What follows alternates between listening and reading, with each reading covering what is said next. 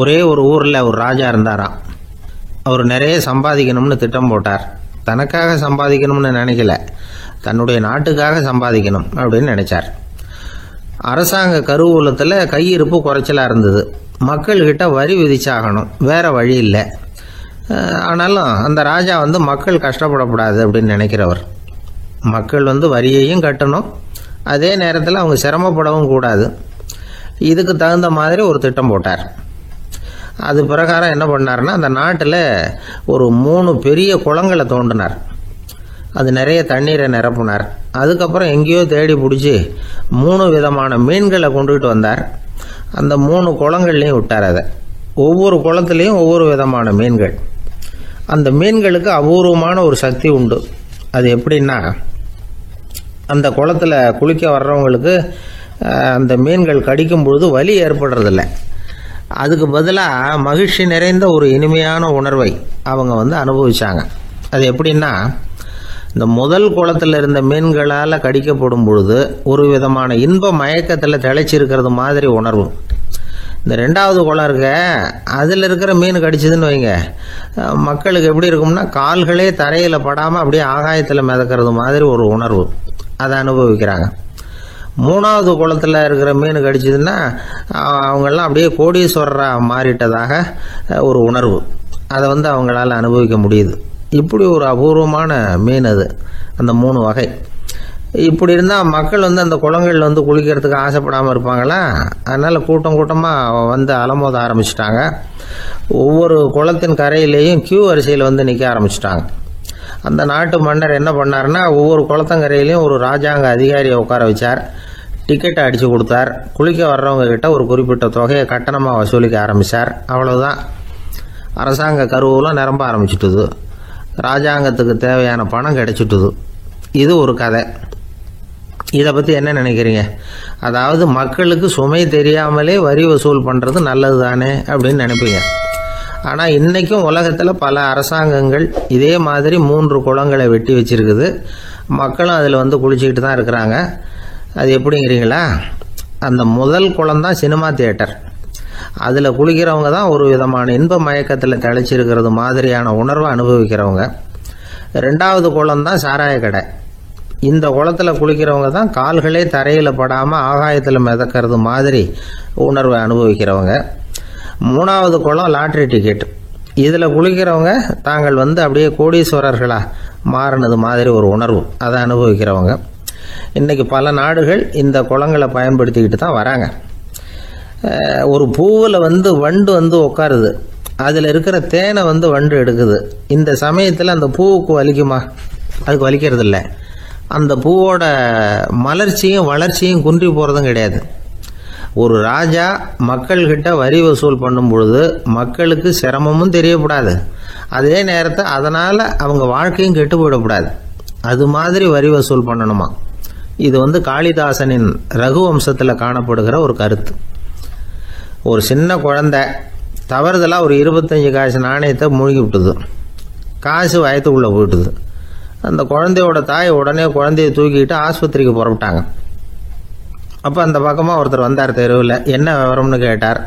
இவங்க சொன்னாங்க, குழந்தை காசை முழுகிட்டுது, அதுதான் அவசரமாக ஆஸ்பத்திரிக்கு தூக்கிட்டு ஓடுறேன் அப்படின்னாங்க. அவர் சொன்னார், கவலைப்படாதம்மா, உடனே இப்படி கொடுங்க குழந்தைய அப்படின்னு கையில் வாங்கினார். ஒரு கையில் அந்த குழந்தையோட கால் 2ஐயும் பிடிச்சி தலைகீழாக தூக்கி பிடிச்சார். இன்னொரு கையால் அந்த குழந்தையோட வயத்தில் குறிப்பாக ஒரு இடத்துல அப்படியே தேடி அந்த சுட்டு விரலால் ஒரு இடத்துல பொட்டுன்னு தட்டினார். உடனே காசு அந்த குழந்தையோட வாய் வழியாக வெளியில் விழுந்துட்டுது. காசை எடுத்துக்கிட்டு, இந்தாங்கம்மா உங்கள் குழந்தை அப்படின்னார். ரொம்ப நன்றிங்க, நிச்சயமாக நீங்கள் ஒரு டாக்டராக தான் இருக்கணும், என்னுடைய யூகம் சரிதானே அப்படின்னாங்களாம் அந்த அம்மா. அதுக்கு அவர், இல்லைங்க, நான் ஒரு இன்கம் டேக்ஸ் ஆஃபீஸர், வருமான வரி அதிகாரி அப்படின்னு சொல்லிவிட்டு போனாராம்.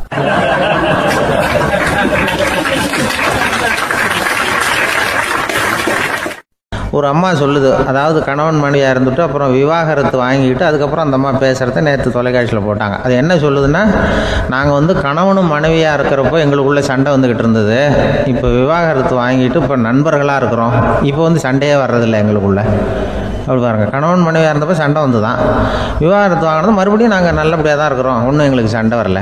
அப்படி இருக்குது இப்போ காலம் போய்கிட்டு இருக்கு. நேற்று அப்படி ஒரு இது என் கூட வேலை பார்க்குறப்போ ஒரு அம்மா இருந்தாங்க. அவங்க எப்போதும் அவங்க வீட்டுக்காரர் படத்தையே வச்சுருப்பாங்க, கையில் பத்திரமா வச்சுருப்பாங்க. அவ்வளவு மரியாதை மதிப்புன்னு சொல்லி நாங்கள்லாம் அவங்கள பெருசாக நினைப்போம். இது எதுக்குமா அவங்க வீட்டுக்காரர் படத்தை பத்திரமா இல்லை கையிலேயே வச்சுருக்கீங்களே, ஆஃபீஸுக்கெல்லாம் எடுத்துகிட்டு வந்து வச்சு அடிக்கடி எடுத்து பார்த்துக்குவாங்க. அவ்வளவு பிரியமாக அவங்க வீட்டுக்காரர் இல்லை. ஆமாம், எனக்கு ஏதாவது பிரச்சனை வந்துவிடுதுன்னா உடனே எங்கள் வீட்டுக்காரர் படத்தை எடுத்து பார்ப்பேன். பரவாயில்லையே இப்படி ஒரு இதாக. ஆமாம், இதை பார்த்துட்டு நினச்சிக்குவேன், இதை விட பிரச்சனை வேறு என்ன இருந்துட போகுது உலகத்தில் அப்படின்னு நினச்சிக்குவேன். உடனே எனக்கு எல்லாம் போயிடும் அப்படின்ட்டு தான். அப்படி ஒரு அம்மா இருந்தாங்க, இப்போ இருக்காங்க, வேலை பார்த்துக்கிட்டு இருக்காங்க. அப்படிலாம் இங்கே இருக்கிற தாய்மார்கள், பெண்கள் யாராவது அப்படி கூட பண்ணலாம். எப்போதுமே உங்கள் வீட்டுக்காரர் படத்தை கையில் வச்சுக்கோங்க. அது ஒரு யோசனை, குடும்பம் குதூகலமாக இருக்கிறதுக்கு அது ஒரு யோசனை. அதே மாதிரி இவங்களும் அவங்க படத்தை வச்சுக்கலாம், வச்சுக்கிட்டு பிரச்சனை வரும்பொழுது பார்த்துக்கணும். இதை விட நமக்கு என்ன வந்துட போகுது பெருசாக அப்படி தான் இருக்கணும். குடும்பம் நல்லபடியாக இருக்கணும்னா அதுக்கு இப்போ சொல்லுவாங்க, கடவுளே ஒரு வீட்டு கணவன், வீட்டு தலைவர் கனவுல வந்தாராம். கடவுள் இது மாதிரி உன்னை விட்டுட்டு உங்கள் குடும்பத்தை ஒன்றையெல்லாம் விட்டுட்டு போக போகிறேன்னா, அதனால் ஏதாவது வர வேணும்னா கேட்டு போய் வாங்கிக்கோ அப்படின்னு கடவுள் சொன்னாராம் அந்த குடும்ப தலைவர்கிட்ட. அவருக்கு என்ன கேட்குறதுன்னு புரியல. கடவுள் விட்டுட்டு போகிறேங்கிறார், ஏதாவது வரம் கேட்டுக்கோ அப்படின்னு நம்ம என்ன பண்ணுறது, என்ன கேட்குறதுன்னு ஒன்றும் புரியல. குழம்பிக்கிட்டு இருந்தான் அந்த ஆள் கனவுல. இப்போ கடவுள் சொன்னாரா, சரி நீ ரொம்ப குழப்பமாக இருக்க, நாளைக்கு மறுபடியும் உன் கனவுல வரேன், அதுக்குள்ளே நீ முடிவு பண்ணி வை, உனக்கு என்ன வரம் வேணுமோ கேட்டு வாங்கிக்கோ, உனக்கு வரம் கொடுத்துட்டு நான் போயிடுறேன், உன்னை விட்டுட்டு போகிறதா நான் முடிவு பண்ணிட்டேன் அப்படின்ட்டுருக்காரு கடவுள். சரி ஒரு நாள் அவகாசம் கொடுங்க, நாளைக்கு நான் அதுக்குள்ளே முடிவு பண்ணி வைக்கிறேன்ட்டு அவர் வந்தார். மறுநாள் மூழ்கிக்கிட்டு மனைவி மகன் மக்கள் எல்லாரையும் கூப்பிட்டார், குடும்பத்தில் எல்லாரையும். அப்படி வாங்க, இது மாதிரி நேற்று கனவுல வந்தார் கடவுள், நம்மளை விட்டுட்டு போக போகிறாராம், என்ன வரம் வேணும்னு கேட்டு வாங்கிங்கோ அப்படின்னு போய் சொல்லிட்டார். என்ன கேட்குறதுன்னா அப்படின்னு அந்த கணவன் கேட்குறான். இந்த மனைவி சொல்கிறாங்க, என் உடம்பு பூரா நகையாக இருக்கணும் அப்படின்னு கேளு அப்படின்ட்டுருக்கு. அதுக்குள்ளே அந்த ஒரு பொண்ணு ஓடி அப்படிலாம் கேட்காதப்பா கடவுள்கிட்ட, இப்போ இருக்கிற சொத்து எவ்வளோ இருக்கோ அதுபோல் இன்னொரு பங்கு வேணும்னு கேளு அப்படின்னு. அந்த பையன் அவன் வேறு சொன்னான், அவன் அது நமக்கு இது போல் ஒரு 10 பங்காவது வேணும், 2 பங்களா கார் வேணும் அப்படின்னு அவன் ஒரு லிஸ்ட்டை கொடுத்தான். இவர் என்ன கேட்குறதுன்னு முடிவு பண்ணுறதுக்குள்ள அங்கே வேலை செய்கிற அம்மா, ஒரு வயசான அம்மா வந்திருக்கு, வேலை செய்கிற அம்மா. அது சொல்லிச்சான் இவர்கிட்ட, தப்பாரு கடவுள்கிட்ட அப்படிலாம் கேட்காதப்பா, நாளைக்கு வரும்பொழுது என்ன வர வேணும்னா எங்கள் குடும்பத்தில் எல்லாரும் அன்பாக இருக்கணும், பாசமாக இருக்கணும்னு கேட்டு வாங்கிக்கோ வரத்தை. அன்பு பாசம் குடும்பத்தில் எப்போதும் நிலவணும்னு கேட்டு வாங்கிக்கோ, வேற எல்லாம் நம்ம பார்த்துக்கலான்னு அந்த பெரியம்மா சொல்லிச்சான். மறுநாள் அதே மாதிரி படுத்து தூங்கினார். கடவுள் கனவுல வந்தார். கேட்கும்பொழுது இவர் சொன்னாராம், ஐயா எனக்கு எங்கள் குடும்பத்தில் நாங்கள் கணவன் மனைவி புள்ள குட்டி எல்லாம் பாசமாக இருக்கணும், அன்பாக இருக்கணும், இதுதான் எங்களுக்கு வர வேணும் அப்படின்னு கேட்டாராம். இவர் கேட்டதும் கடவுள் தலையை சொரிய ஆரம்பிச்சிட்டாராம். ஏன் என்ன யோசிக்கிறீங்கன்னு கேட்டிருக்காரு. நீங்கள் அன்பாக பிரியமாக இருந்தீங்கன்னா அப்புறம் ஏன் நான் உங்களை விட்டுட்டு போக போகிறேன், நான் ஏற்கனவே இல்லைங்கிறதுனால தான் உங்களை விட்டு போகலாம்னு முடிவு பண்ணியிருந்தேன். இப்போ நீங்கள் ஏற்கனவே பாசமாக இருந்தீங்கன்னா நான் இனிமேல் போக மாட்டேன், அதனால் ஏன் முடிவும் மாற்றிக்க வேண்டியதுதான், உங்கள் கூட தான் இருக்க போகிறேன்னாராம். இப்படி ஒரு கதை சொல்லுவாங்க. அதனால் ஒரு குடும்பத்தில் அந்தந்த உறவு முறைகள் சரியாக இருக்கிற வரைக்கும் எல்லாம் நல்லாயிருக்கும். அங்கே தான் இறைவன் வாழும் இல்லம்ங்கிறாங்களே, அதுதான் அதில் அந்த குடும்ப தலைவருங்கிறவர் கணவன் அப்படிங்கிறதுனால அவருக்கு தான் பொறுப்பு. அவருக்கு நிறைய சகிப்புத்தன்மை வேணும், கோபம் வரக்கூடாது, யார் என்ன சொன்னாலும் போகணும். சில கணவன்மார்கள் எது சொன்னாலும் மனைவி தட்டுறதில்லை. அங்கே போனால் போவாங்க, எதுக்கு போக சொல்கிறேன்னு கேட்குறதில்ல, போகிறது, இங்கே வான்னா வர்றது. திருவள்ளுவர் மனைவி இருந்தாருன்னு சொல்கிறாங்கல்ல, அது மாதிரி. அது எப்படின்னா ஒருத்தர் சொன்னார், அது அப்படி இல்லை, அதுக்கு ஒரு கதை சொன்னார். ஹிட்லர் வந்தாராம் ஒரு தடவை, ஒரு பெரிய கப்பல் மேலே, கப்பலுடைய மேல் தளத்தில் ஹிட்லர் வந்துக்கிட்டு இருக்கார். ஒரு இங்கிலீஷ் கேப்டன் எதிரில் நிற்கிறான். அவனுக்கு பெரிய ஆச்சரியம், இந்த ஆள் எப்படி இப்படி ஒரு தனி மனிதனாக இருந்துக்கிட்டு உலகத்தையே இப்படி இந்த பாடுபடுத்துகிறார் அப்படின்னு சொல்லி, உன்னுடைய வெற்றிக்கு என்ன காரணம்னு கேட்டாராம் அந்த இங்கிலீஷ் கேப்டன். இப்போ ஹிட்லர் சொன்னாராம், என்னுடைய வெற்றிக்கு காரணம் என்கிட்ட வேலை செய்கிற ஊழியர்கள். நான் கிழிச்ச கோட்டை தாண்ட மாட்டாங்க, நான் என்ன சொல்கிறேனோ அதை உடனே செய்வாங்க, ஏன் எதுக்குன்னு எதிர்த்து பேச மாட்டாங்க. அதுதான் என்னுடைய வெற்றிக்கு காரணம் அப்படின்னு சொல்லி அதை நிரூபித்து காட்டுறேன் பார் அப்படின்னு சொல்லி கையை தட்டினாரான் ஹிட்லர். உடனே ஒரு சிப்பாய் எங்கேருந்து வந்து லெஃப்ட் ரைட் போட்டு வந்து சல்யூட் பண்ணி நின்னான். உடனே ஹிட்லர் சொன்னார், நீ அப்படியே அந்த கப்பல் மேல் தளத்துலேருந்து அப்படி கடலில் விழுந்து செத்து போடா அப்படின்னு பொத்துன்னு குதிச்சுட்டான். எதுக்கு சொல்கிறேன் என்ன இதில், உடனே குதிச்சு செத்து போட்டான். இவருக்கு பெரிய ஆச்சரியம் கேப்டனுக்கு. ஹிட்லர் சொன்னார், இதுதான் என்னுடைய வெற்றிக்கு காரணம், தப்பார் இன்னொருத்தனை கூப்பிட்றேன் அப்படின்னு தட்டினா இந்த பக்கத்துலேருந்து ஒருத்தன் வந்தான். லெஃப்ட் ரைட் வந்து நின்னா, நீ இப்படி குதிச்சு செத்து போடா அப்படின்னு பொத்துன்னு குதிச்சிட்டான். எதுக்கு போக சொல்கிறீங்கன்னு ஒன்றுமே கேட்கல, குதினா உடனே குதிச்சிட்டான். அப்போ ஹிட்லர் சொன்னார், இதே மாதிரி என்னுடைய ஒவ்வொரு ஊழியர்களும் இருக்கிறாங்க, நானும் ஊழியர்களை இழக்கிறதுக்கு தயாராக இல்லை, தப்பாருக்கு தயாராக இருப்பேன் எப்போதும், தப்பார் இன்னொருத்தரம் தட்டுறேன்னு இன்னொருத்தர் வந்தார். எதிர்த்தாவில் இருந்து ஒருத்தர் லெஃப்ட் ரைட் சல்யூட் அடித்தான். நீயும் குதிச்சு செத்து போடான்னு இருக்கார் ஹிட்லர். இவனால் பொறுக்க முடியல, இந்த இங்கிலீஷ் கேப்டன் அனாவசியமாக ஒவ்வொருத்தனாக குதிச்சுட்றானேன்னு சொல்லி ஓடி போய் அவனை குதிச்சிட்டான். குதிக்கிறதுக்கு முன்னாடி பிடிச்சி தனியாக எழுத்துட்டு போட்டான். தனியாக எழுத்துட்டு போய் அந்த சிப்பாய்கிட்ட கேட்டாரான் அந்த இங்கிலீஷ் கேப்டன், ஏன்ப்பா அந்த ஆள் குதிக்க சொல்கிறான்னா நீ ஏன் எதுக்குன்னு கேட்கறது இல்லையா, உடனே குதிச்சு செத்து போகிறீங்களே, இதெல்லாம் என்ன அநியாயம் அப்படின்ட்டுருக்கான் அந்த இங்கிலீஷ் கேப்டன் கையை பிடிச்சிக்கிட்டு. உடனே அந்த சிப்பாய்க்கு கோவம் வந்துட்டு தான், உடையா கையை, இவன்ட்ட வேலை பார்க்குறத விட உழுந்து செத்து போகலான்னு நான் குதிக்கிறான், என்ன அனாவசியமாக எதுக்கே இருக்க சொல்கிறேன் அப்படின்னு சொல்லி குதிச்சுட்டானா. அதனால் இந்த உடனே சொல்கிறத செய்கிறாங்க பாருங்கள், அவங்கள நம்பக்கூடாது. கணவன்மார்களுக்கு ஒரு எச்சரிக்கை, சொல்கிறத உடனே செஞ்சுருவாங்க மனைவி, நீ அங்கே போனால் போங்க வரணும் அது ஹிட்லர் மாதிரி நினைக்கிறாங்கன்னு அர்த்தம். இதுகிட்ட பேசிக்கிட்டு இருக்கிறத விட சொல்கிறத செஞ்சுட்டு போடுவோமே, அப்படி சமாளிக்கிற கணவன்மார்கள் உண்டு. குடும்பத்தில் வந்து அப்படிலாம் இருந்து சமாளிக்கிறாங்க. பிள்ளைகளை பற்றி சொல்லுவாங்க. இப்போ ராமர் லட்சுமணர் கதை சொல்லுவாங்க. அதாவது ராமரும் பரதனும் பந்து விளையாடிக்கிட்டு இருந்தாங்களாம் சின்ன வயசில் பந்து விளையாடிக்கிட்டு இருந்தாங்களாம். உடனே ராமர் வந்தாராம், வந்து கோசலை அவங்க அம்மா கோசலை மடியில் சோர்ந்து போய் உட்காந்தாராம். சந்தோஷமாக வந்து உட்காந்துருக்காரு. அப்போ அந்த கோசலை அம்மா கேட்டாங்களாம், ஏன்ப்பா அப்படி இவ்வளவு சந்தோஷமாக இருக்கே, என்ன காரணம் அப்படின்னு கேட்டிருக்காரு. அப்படின்னு அந்த அம்மா கேட்டிருக்கு. ராமன் சொன்னான்னா, இது என் தம்பியோட நான் பந்து விளையாண்டுக்கிட்டு இருந்தேன், பரதன் அவன் வந்து ஜெயிச்சுட்டான், நான் தோத்துட்டேன், என்னை வந்து அவன் ஜெயிச்சுட்டான், அவனுடைய வெற்றி வந்து எனக்கு சந்தோஷமாக இருக்குது, தம்பியோட வெற்றி, அதனால் நான் சந்தோஷமாக இருக்கேன்னு சொல்லியிருக்கேன். அந்த அம்மாவுக்கு ரொம்ப சந்தோஷம், தம்பி ஜெயிக்கிறாங்கிறத பற்றி அண்ணன் வந்து சந்தோஷப்படுறானே அப்படின்னு. கொஞ்ச நேரத்தில் பரதன் வந்திருக்கான். அவன் சோர்ந்து போய் கலங்கி போய் வந்து அதே அம்மா மடியில் உட்காந்துருக்கான். நீ ஏன்ப்பா நீ தான் ஜெயிச்சுட்டியாமே, நீ என்னத்துக்கு வருத்தப்பட்டுக்கிட்டு வர அப்படின்னு கேட்டிருக்கேன் அந்த அம்மா. அப்போ பரதன் சொன்னானா, நான் ஜெயிக்கணுங்கிறதுக்காக அண்ணன் விட்டு கொடுத்தாரு, தோத்துட்டாரு, அதனால் எனக்கு வருத்தமாக இருக்குது. உண்மையில் அவர் தான் ஜெயிச்சிருக்க வேண்டியது, எனக்காக விட்டு கொடுத்தாரு அண்ணன், அதனால் நான் வருத்தப்படுறேன்னா. அப்போ அந்த அம்மா சொல்லிச்சான், இப்படி தான் தம்பியினுடைய வெற்றி அண்ணனை சந்தோஷப்படுத்துது, அண்ணனுடைய தோல்வி வந்து தம்பியை வருத்தப்பட வைக்குது, இப்படி தான் இருக்கணும் அண்ணன் தம்பின்னா, அப்படி தான் குடும்பத்தில் இருக்கணும்னு சொல்லி அந்த அம்மா சொன்னதாக சொல்லுவாங்க ராமாயண கதை. அதே போல் இப்போ இதில் வரும், நபிகள் நாயகத்தினுடைய பேரர்கள் பாத்திமாவனுடைய பிள்ளைகள் 2 பேர், ஹசன் ஹுசைன் 2 பேர் நபிகள் நாயகத்தினுடைய பேரன்மார்கள். அன்னை பாத்திமாவனுடைய குழந்தைகள். ஹசனும் ஹுசைனும் பேசிக்கிறதே இல்லையா கொஞ்ச நாள். இந்த அம்மாவுக்கு அதை பார்க்குறாங்க, ஏதோ அண்ணன் தம்பிக்குள்ளே ஏதோ தகராறு போல் இருக்கு, ஏன் பேசிக்க மாட்டேங்கிறாங்க அப்படின்னு சொல்லி அந்த பிள்ளைகளை கூப்பிட்டு வச்சு அந்த அம்மா புத்தி சொல்லிச்சான். இந்த பாருப்பா, நீ வந்து அண்ணன் தம்பிக்குள்ளே இது மாதிரி இருக்கக்கூடாது, உங்கள் பாட்டனார் ஒரு புத்திமதி சொல்லியிருக்காரு, உனக்கு தெரியுமா, ஒரு முஸ்லீம் இன்னொரு முஸ்லீமோடு 3 நாட்களுக்கு மேல் பேசாமல் இருந்தால் அது அவனை கொலை செய்வதற்கு ஒப்பாகும் அப்படின்னு நபிகள் நாயகம் சொல்லியிருக்காரு, தெரியுமா உனக்குன்னு அந்த அம்மா சொல்லிச்சான். அப்போ அந்த தம்பிக்காரர் சொன்னாராம், ஹுசைன் சொல்லியிருக்கார், அதுவும் எனக்கு தெரியும்.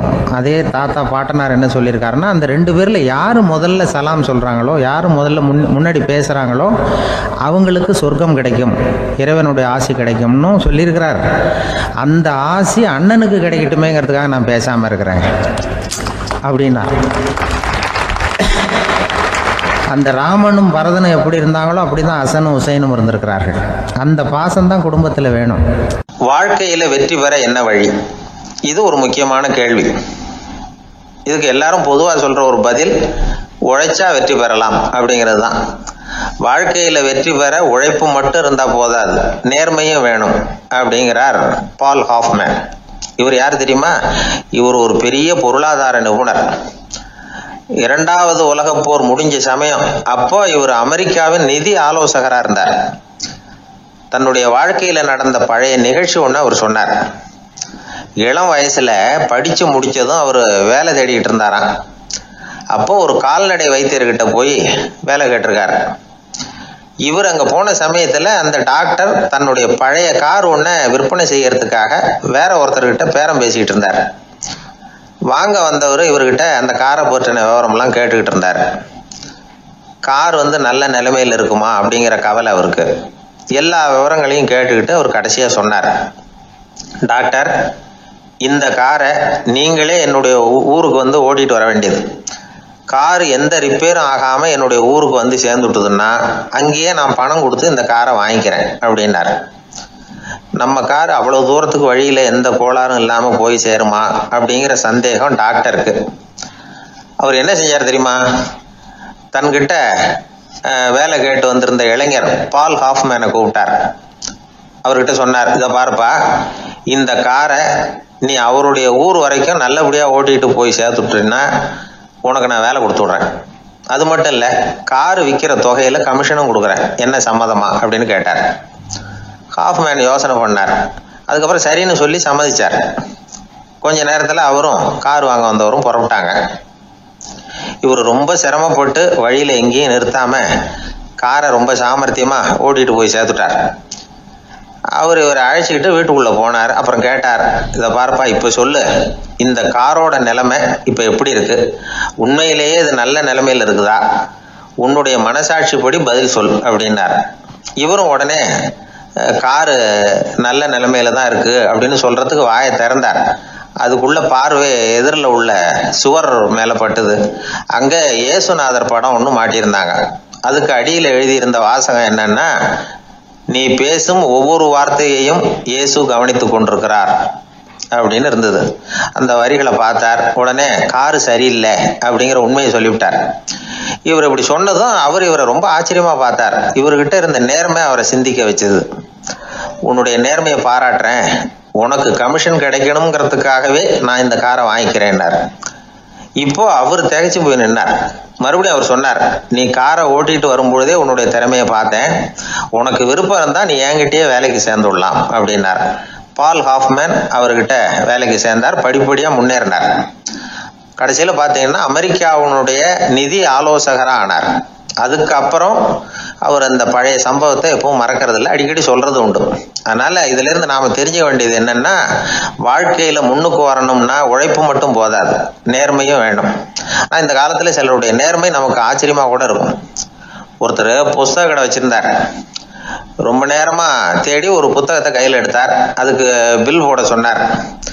அந்த புத்தக கடைக்கு வந்த இன்னொருத்தர் பில் போடுறவர், சார் இந்த புத்தகம் மகா அறுவை, மகா மட்டம், இது வேணாம், உங்களுக்கு வேற ஏதாவது ஒன்று பாருங்கன்னார். புத்தக கடை வச்சிருக்கிறவரே இப்படி சொன்னார். வாங்க வந்தவர் இவர் ஆச்சரியமா பார்த்தார். உங்க நேர்மையை பாராட்டுறேன், அது சரி, இந்த புத்தகத்தை ஏற்கனவே நீங்க படிச்சு பார்த்துட்டீங்களான்னு கேட்டார். அதை படிச்சு வேற பார்க்கணுமான்னார்.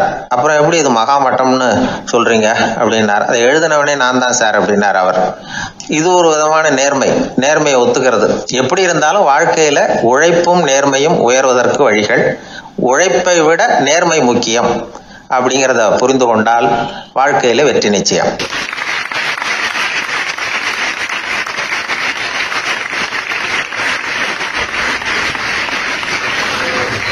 ஒரு பூங்கா, அங்க ஒருத்தர் நின்றுட்டு இருக்கிறார். நின்றுகிட்டே ஏதோ ஆழ்ந்த யோசனையில இருக்கிறார். அந்த பக்கமா இன்னொருத்தர் வந்தார். இவரை கவனிச்சார். என்ன யோசனைன்னு கேட்டார். எப்படி எழுந்திருக்கிறதுன்னு யோசனை பண்ணிட்டு இருக்கிறேன்னாரு அவர். கேட்டவருக்கு ஒரு மாதிரி ஆயிட்டுது. ஏற்கனவே நின்றுகிட்டு இருக்கிற ஒருத்தர் எப்படி எழுந்திருச்சு நிற்கிறதுன்னு யோசிக்கிறாருன்னா அது ஆச்சரியம் தானே. அதுக்கப்புறம் இவர் யோசிக்க ஆரம்பிச்சார், என்ன இவர் இப்படி பேசுறாரு அப்படின்னு. கீழே விழுந்தாதானே எழுந்திருச்சு நிற்க முடியும். அதனால எழுந்திருக்கணும்னு நினைக்கிறவங்க முதல்ல கீழே விழணும். இவர் முதல்ல கீழே விழணும், அதுக்கப்புறம் தான் எழுந்திருக்கிறது எப்படின்னு சிந்திக்க முடியும். இந்த உலகத்துல எல்லாருமே கீழே விழுந்து எழுந்தவர்கள் தான். இப்ப இந்த குழந்தை பருவத்துல கீழே விழாம நடைபயில கற்றுக்கிட்டவங்க யாராவது உண்டா? சின்ன வயசுல ஒரு தடவை கூட கீழே விழல சார், அப்படியே பிறந்தார் வளர்ந்தார் பெரியவர் ஆயிட்டார் அப்படின்னு யாரையும் சொல்ல முடியாது. அதனால மனுஷங்கிறவன் விழுந்து புரண்டு எழுந்துதான் நடக்க கத்துக்கிறான். ஒரு உண்மையை நாம எல்லாரும் புரிஞ்சுக்கணும். இந்த உலகத்துல தவறு செய்யாத மனிதர்களே யாரும் கிடையாது. அப்படி இருக்கிறப்போ எப்போதாவது நாம தவறு பண்ணிவிட்டோம்னா அதுக்காக மனசு உடைஞ்சு போயிடக்கூடாது, வாழ்க்கையில வெறுப்பு வந்துடக்கூடாது. ஒரு தவறு நடந்துட்டுதா அதுக்காக மனசு உடைஞ்சு போடாதீங்க, அதை ஒரு பாடமா எடுத்துக்கங்க. அதே தவறு மறுபடியும் நடக்காம வேணும்னா பாத்துக்கலாம், அது போதும். தடைக்கல்ல படிக்கல்லாம் மாத்திக்கணும், இதுதான் இதுல முக்கியம். ஒரு அலுவலகம், அங்க ஒரு அதிகாரி, அவர் உயர்ந்த பதவியில் இருந்தார், சிறந்த நிர்வாகின்னு பேர் வாங்கினவர். அவர் தனக்கு கீழே வேலை செய்யறவங்க கிட்ட எல்லாம் சொல்லுவாராம், இந்த நிறுவனத்துல நீங்க எத்தனை தடவை வேணும்னாலும் தவறுகள் செய்யலாம், ஆனா ஒரே விஷயம் என்னன்னா ஒரே தவறை மறுபடியும் செய்யக்கூடாது, அது முக்கியம் அப்படின்பாராம். இத மேம்போக்கா பார்த்தா அவர் ஏதோ தன்னுடைய ஊழியர்களை தவறு செய்ய தூண்டுறது மாதிரி தெரியும். ஆனா உண்மை அப்படி இல்லை. இன்னைக்கு என்ன நடக்குது தெரியுமா? அநேகமா எல்லா மனிதர்களுமே ஒரே தவறை தான் மறுபடியும் மறுபடியும் செய்யறாங்க. விளையாட்டு வீரர்கள் ஒரே மாதிரியான தவறுகளை திரும்ப திரும்ப செய்யறது உண்டு. கணக்கு எழுதுறவங்கள பாருங்க, ஒரே தப்ப மறுபடியும் மறுபடியும் செய்வாங்க. அலுவலகம் வருகிறவர்களை கவனிங்க, ஒரு நாள் தாமதமா வந்தா பரவாயில்ல, தினமும் தாமதமா வருவாங்க. இது மாதிரி செய்த தவறையே திரும்ப திரும்ப செய்யறதுக்கு என்ன காரணம் அப்படின்னா, சோம்பல், ஞாபக மறதி, கவனக்குறைவு, தன்னுடைய திறமை பேர்ல அளவுக்கு மீறிய நம்பிக்கை, இப்படி இதுல ஏதாவது ஒரு காரணமா இருக்கலாம் அப்படிங்கிறாங்க இது பற்றி ஆய்வு செய்கிற வல்லுநர்கள். ஒரு தடவை செஞ்ச தவிர மறுபடியும் செய்யறது இல்லைன்னு முடிவு செஞ்சுக்கிட்டு அதை செயல்படுத்த கத்துக்கணும், அது போதும், வாழ்க்கை வெற்றிகரமா அமையும் அப்படிங்கிறாங்க அந்த அனுபவசாலிகள். அதனால வெற்றிகரமா வாழ்க்கையில நடைபோட விரும்பும் இளைஞர்கள் தவிர்க்க வேண்டியது என்னன்னா, முதல்ல சோம்பலை தவிருங்கள், சுறுசுறுப்பாக இயங்குங்கள் அப்படிங்கறது அவங்க அறிவுரை. ரெண்டாவது ஞாபக மறதி, எந்த செயல்லையும் ஈடுபாடு வேணும், அக்கறை வேணும். மூணாவது கவனக்குறைவு, எதையும் அலட்சியப்படுத்தக்கூடாது. நாலாவது என்னால முடியாது, எதுவுமே கிடையாது அப்படிங்கிற அளவுக்கு மீறிய நம்பிக்கை, அது ஆபத்துல கொண்டு போய் விட்டுரும். அதனால முதல் தவறு உங்களுக்கு ஒரு பாடமா அமையணும். ஒரு மனிதர், அவர் தன்னுடைய 2 காதுலையும் கட்டு போட்டுக்கிட்டு வந்தார். அவருடைய நண்பர் அதை கவனிச்சுட்டார். என்ன சார் ஆச்சு, 2 காதுலையும் கட்டு போட்டுருக்கீங்களே அப்படின்னு விசாரிச்சார். ஒண்ணுமில்ல சார், வீட்டுல ரொம்ப ஆர்வமா டிவியில கிரிக்கெட் மேட்ச் பார்த்துக்கிட்டு இருந்தேன்.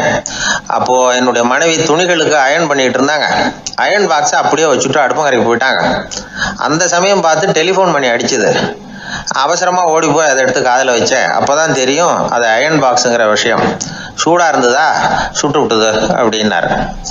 ஒரு காது சரி சார், 2 காதும் ஏன் அப்படி ஆச்சு அப்படின்னு கேட்டார். அதே ஆளு மறுபடியும் போன் பண்ணா சார் அப்படின்னாரு. இவர் எவ்வளவு தூரம் யோசிச்சிருப்பாரு பாருங்க. அதனால ஒரு தவறு மறுபடியும் நடக்கக்கூடாது, முதல் தவறு உங்களுக்கு ஒரு பாடமாக அமையட்டும் அப்படிங்கிறது தான் இதுல இருந்து நாம தெரிந்து கொள்ள வேண்டிய கருத்து. அதனால தவறுகள் அதெல்லாம் தடைக்கெல்லாம் நினைக்க வேண்டாம், படிக்கெல்லாம் நினைப்போம். அப்படி நினைச்சோம்னா வாழ்க்கையில வெற்றி நிச்சயம்.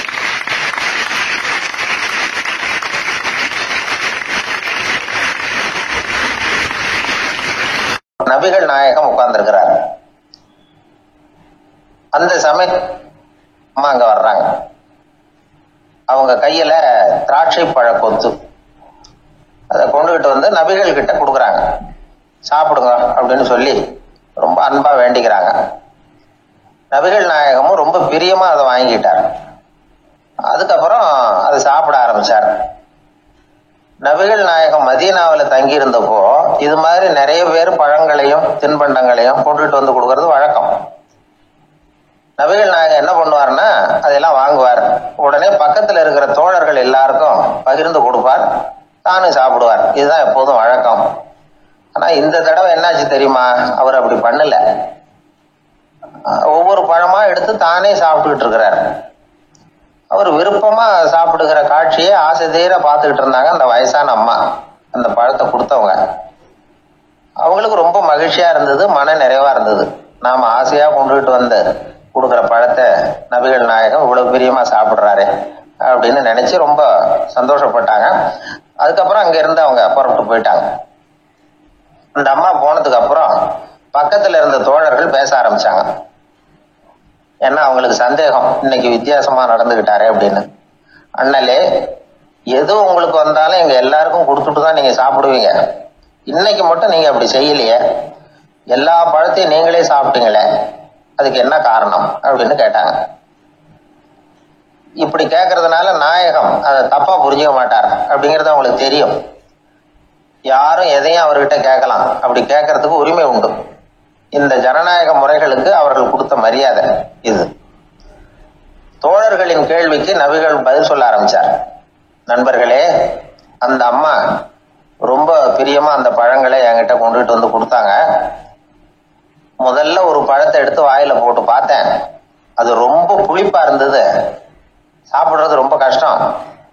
உங்ககிட்ட யாருக்காவது அதை கொடுத்துருந்தா அதுல வாயில போட்டதும் புளிப்பு தாங்காம முகம் சுழிச்சிருப்பீங்க.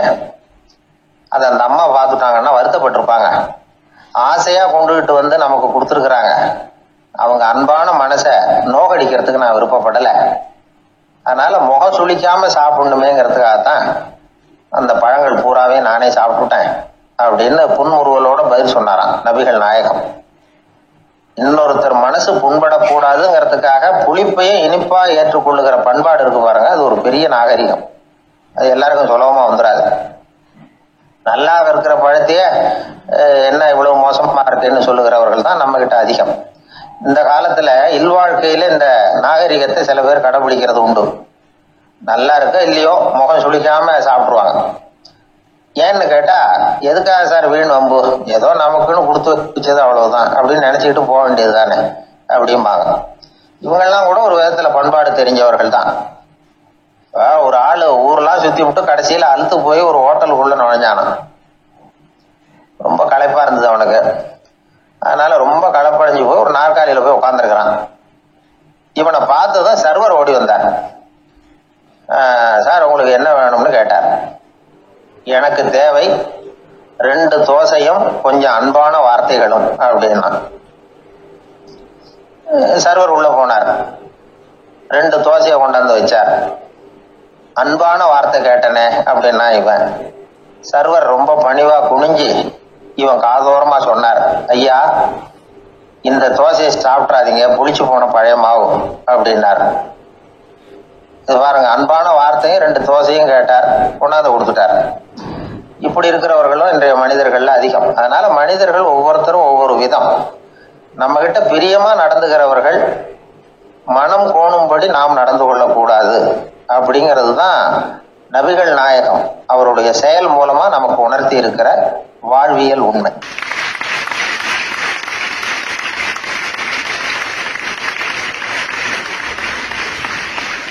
மனித நேயம்ங்கிறத பற்றி சொல்லுவாங்க. மனித நேயம் ஏன்னா ஒரு கணவன் கணவனாக இருக்கணும், மனைவி மனைவியாக இருக்கணும்.